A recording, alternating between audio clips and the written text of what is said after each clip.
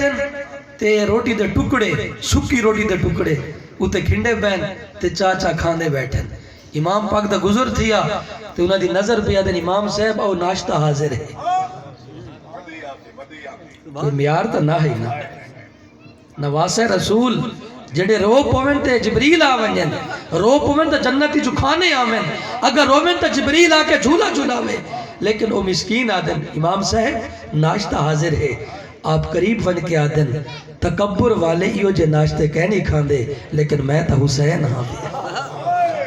آپ بہ گئے انہوں نے کٹھے وہ سکے روٹیاں کھا دیئے نے وہ کھا گی نے فرمائے نے تجھے میری دعوت کی تھی ہے نا تے آج حسین علی دا بچڑا تمہاری دعوت کریں دے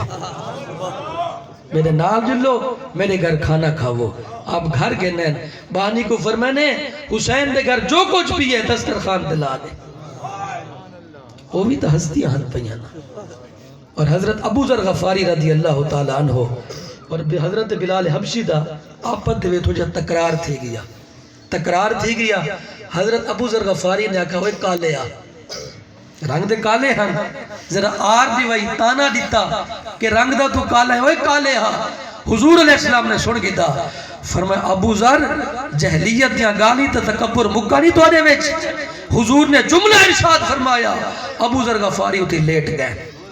ابو ذر غفاری کو حضور دے اس جملے نے تروڑ کے رکھ لیتا ہے لیٹ کے نو تھائیں رو کے دن بلال ای منہ دے وچو جملہ نکلا ہے اپنے ڈوئیں پیر میرے منہ تے رکھ اپنے ڈوئیں پیر